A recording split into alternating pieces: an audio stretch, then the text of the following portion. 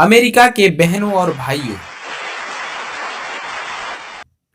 आपके इस स्नेहपूर्ण और जोरदार स्वागत से मेरा हृदय अपार हर्ष से भर गया है। मैं आपको दुनिया के सबसे प्राचीन संत परंपरा की तरफ से धन्यवाद देता हूँ। मैं आपको सभी धर्मों की जननी की तरफ से धन्यवाद देता हूँ और सभी जाति संप्रदाय के लाखों करोड़ों हिंदुओं की तरफ से आभार व्यक्त करता हूँ।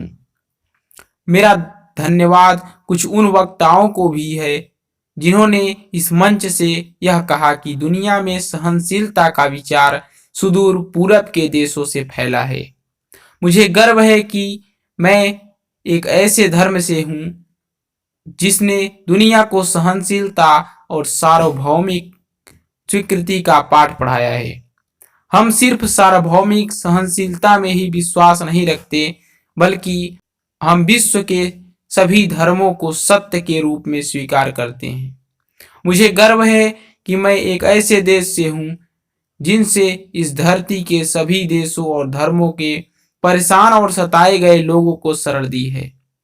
मुझे यह बताते हुए गर्व है कि हमने अपने हृदय में उन इजराइलों की पवित्र स्मृतियां संयोज कर रखी है जिनसे धर्म स्थलों को रोमन हमलावरों ने तोड़ तोड़ कर खंडहर बना दिया था और उन्होंने दक्षिण भारत में शरण ली थी।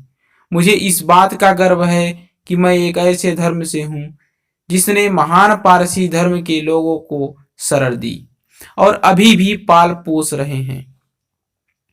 भाइयों, मैं आपको एक श्लोक की पंक्तियां सुनाना चाहता हूँ जिसे मैंने बचपन से स्मरण किया था और दोहराया भी था, और जो रोज करोड़ों लोगों द्वारा हर दिन दोहराया जाता है।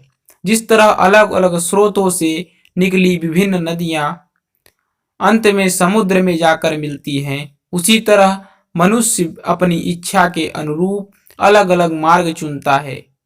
वे देखने में भले ही सीधे साधे या टेढ़े मेढ़े लगे, पर सभी भगवान तक ही जाते हैं।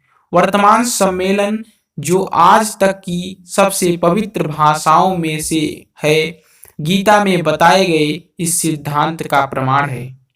जो मुझ तक आता है, चाहे वह कैसा भी हो, मैं उस तक पहुंचता हूँ। लोग चाहे कोई भी रास्ता चुने, आखिर वे मुझ तक ही पहुंचते हैं। धन्यवाद।